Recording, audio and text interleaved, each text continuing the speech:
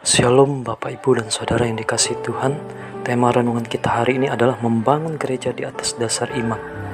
Dalam kitab Yudas 1 ayat 20-21 firman Tuhan berkata, "Akan tetapi kamu saudara-saudaraku yang kekasih, bangunlah dirimu sendiri di atas dasar imanmu yang paling suci, dan berdoalah dalam Roh Kudus.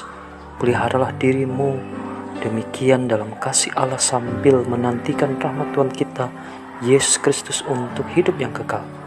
Saudaraku yang dikasihi oleh Tuhan, perikop firman Tuhan ini menjelaskan gereja sebagai wujud persekutuan orang-orang yang dipanggil Tuhan untuk menyatakan misi Allah di tengah dunia ini. Harus memberikan gambaran yang nyata, sederhana, dan gampang dipahami oleh setiap anggotanya.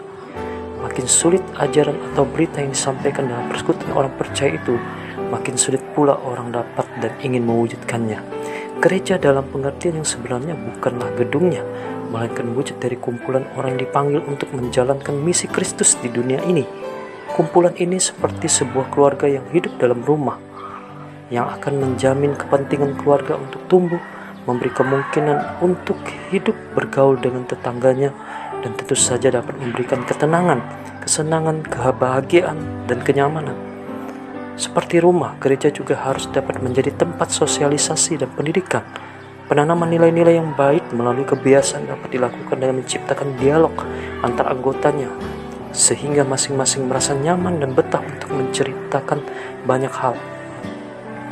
Manusia adalah makhluk sosial yang membutuhkan orang lain, membutuhkan dialog dengan orang lain, tetapi manusia sebagai makhluk individu juga memerlukan waktu untuk berpikir sendiri, merenungkan segala sesuatu tentang kehidupannya. Contohnya seperti rumah, gereja pun harus memberikan tempat bagi anggotanya untuk berinteraksi dengan orang lain maupun dengan dirinya sendiri. Rasul Paulus mengingatkan bahwa setiap orang yang percaya dan menerima Kristus dalam kehidupannya adalah bait Allah, sebab Roh Allah diam di dalamnya. 1 Korintus 3 ayat 16. Karena itu gereja sebenarnya merupakan kumpulan orang-orang yang di dalamnya diam Roh Allah atau Roh Kasih. Namun gejala atau fenomena yang sering tampak dalam perkembangan pelayanan gereja saat ini, mereka lebih memilih menjadi simpatisan saja, sehingga bisa bebas singgah di rumah-rumah yang mereka suka setiap minggunya. Oleh karena itu, saudaraku yang terkasih dalam Tuhan, ada 3 hal yang harus kita perhatikan dalam membangun gereja di atas dasar iman kepada Kristus. Di antaranya, 1. Saling mengasihi. Tuhan Yesus dengan tegas menyatakan bahwa semua orang akan tahu bahwa kamu adalah murid-muridku, yaitu jikalau kamu saling mengasihi. Yohanes 13 ayat 35. Kasih yang harus melekat di dalam orang-orang Kristen yaitu kasih yang dinyatakan dalam kehidupan. Yang kedua, menjadi garam dan terang dunia.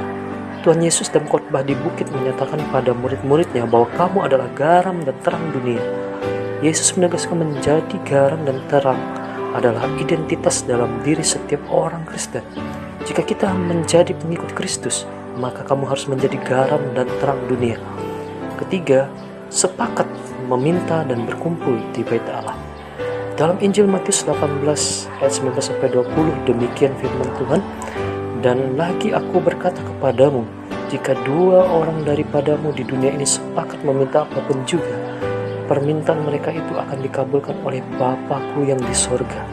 Sebab di mana 2 atau 3 orang berkumpul dalam namaku, di situ aku ada di tengah-tengah mereka."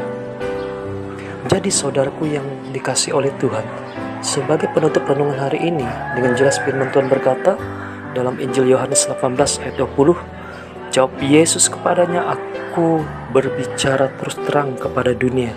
Aku selalu mengajar di rumah-rumah ibadat dan di bait Allah, tempat semua orang Yahudi berkumpul. Aku tidak pernah berbicara sembunyi-sembunyi." Amin. Tuhan Yesus memberkati.